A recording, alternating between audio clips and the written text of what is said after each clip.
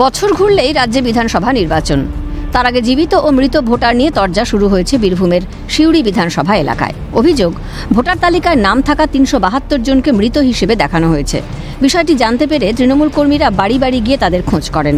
পরবর্তীতে এই সংক্রান্ত একটি তালিকা তারা জেলা শাসকের হাতে তুলে দেন বলে জানা গিয়েছে। এই অভিযোগ সামনে আসা ক্ষোভে ফেটে পড়েন ভোটাররা। ভোটার কার্ড, আধার কার্ড আছে, মৃত্যুর ঘটনা ভোটার লিস্টে হ্যাঁ হ্যাঁ ভোটার লিস্টে এখন আমি দেখি নাই, কিন্তু আগে ওদের যে বক্তব্য ওরা বলতে চাইছি তোমাদের মৃত্যু ঘোষণা করেছে।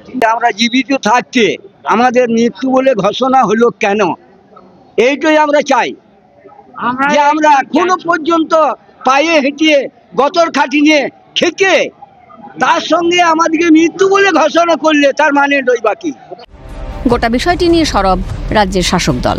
সিউড়ির তৃণমূল বিধায়ক বিকাশ রায়চৌধুরীর দাবি ৩৭২ জনের মধ্যে ১৮ জন ভোটার মৃত, বাকিরা সকলেই জীবিত রয়েছেন। তার অভিযোগ, বেছে বেছে সংখ্যালঘুদের নাম ভোটার তালিকা থেকে বাদ দেওয়া হচ্ছে। সিউড়ি বিধানসভায় ৩৭২ জন আমার ভোটার, সেই ভোটারকে মৃত বলে সেখানে অভিযোগ করা হয়েছে, অথচ তারা মৃত, অথচ তাদের নামটা রয়েছে ভোটার লিস্টে।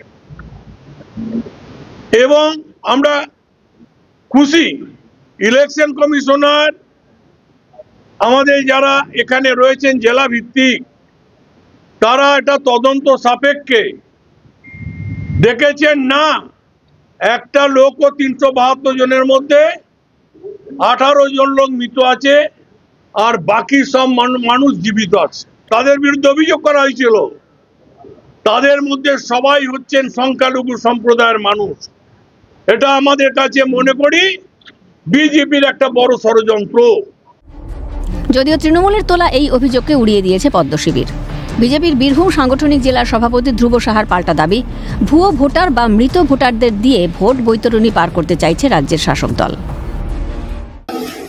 যারা কমপ্লেন করেছিলেন তারা সংশ্লিষ্ট বুথের লোক।